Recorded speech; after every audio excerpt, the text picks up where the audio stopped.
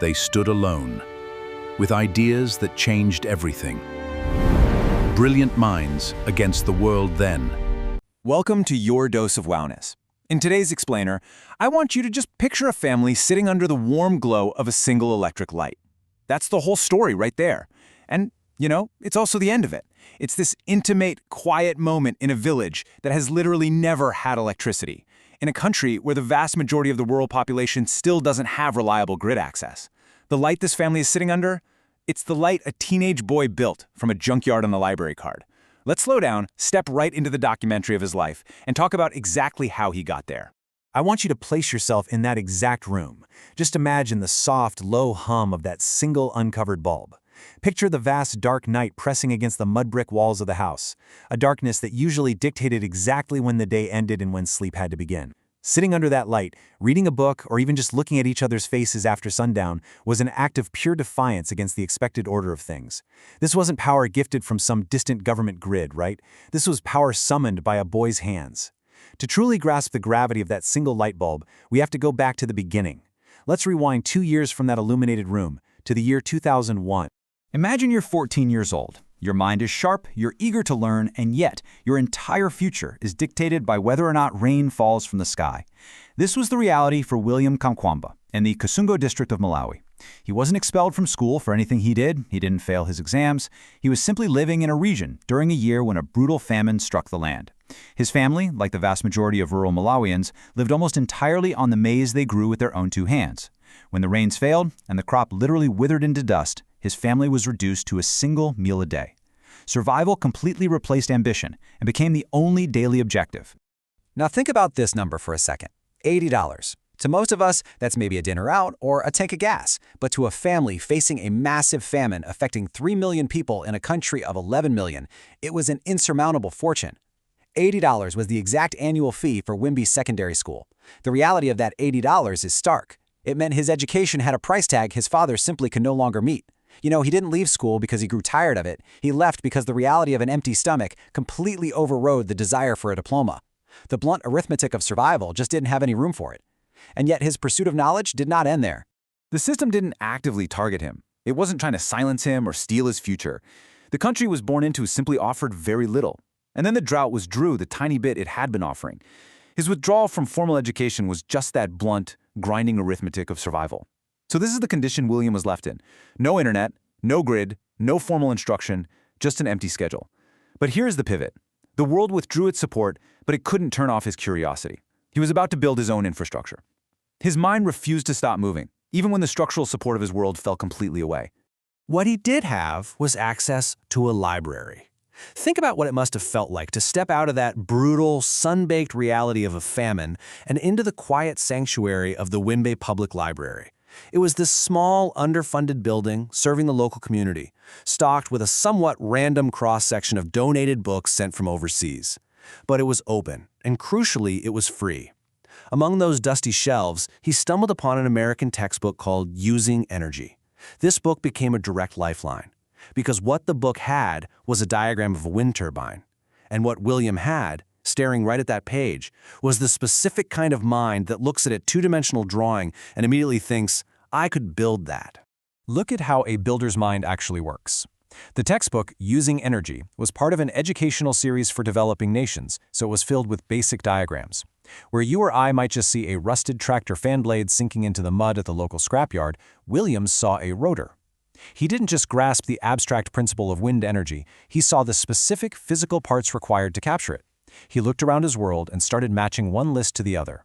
The heavy tractor fan blade, the broken bicycle dynamo, the sturdy blue gum trees growing right in the yard. The diagram in his hand and the junkyard at his feet merged into a single blueprint. He was connecting all the pieces in his head long before he touched a single wrench.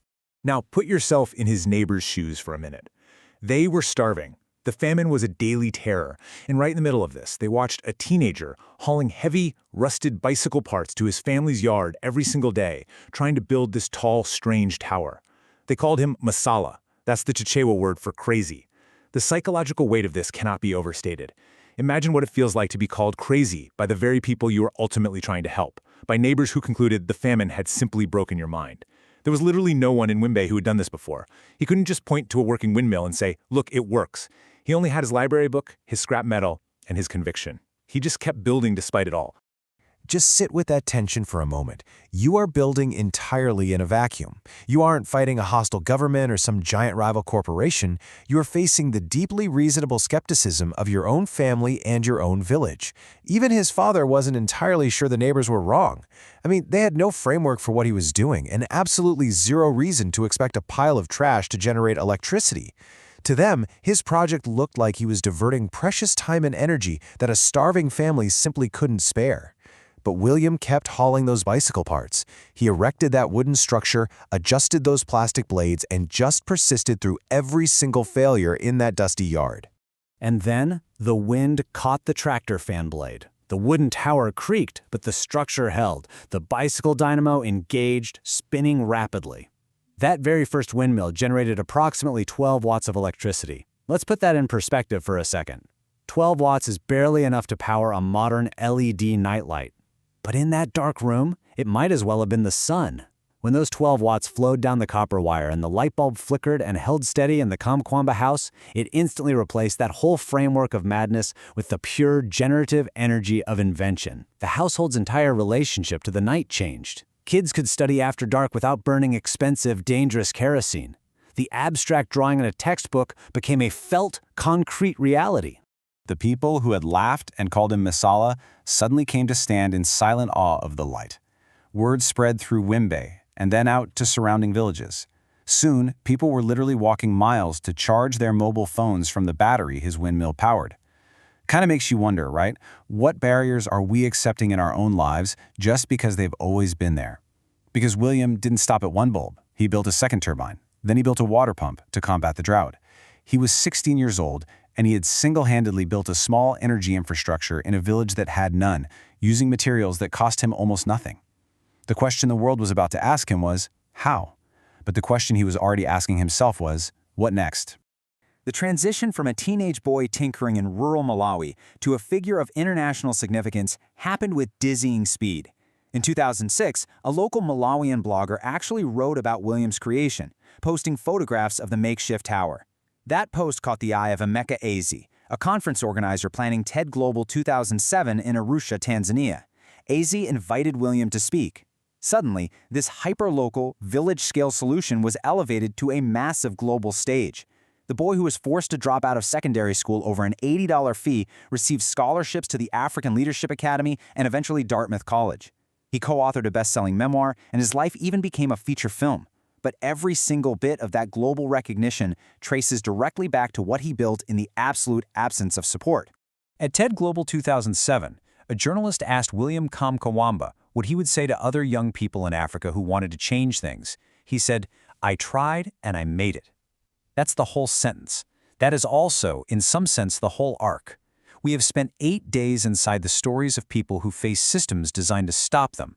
Systems of ignorance, prosecution, erasure, poverty, commercial sabotage, patent law, and famine. The argument has been building to this. The thing none of those systems could reliably stop was a mind that had found something to do. A library book and a junkyard, a borrowed alphabet and a platform, a washboard and a formula, a photograph and a darkroom, a mind and a 24-hour clock. Before we go, ask yourself, if a 14-year-old in a famine can build a power grid from a junkyard, what could you build with the resources you have right now?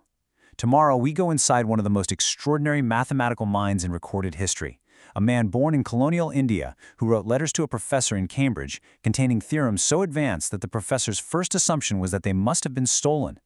They had not been stolen. He had produced them in a notebook alone from first principles in a town in Tamil Nadu.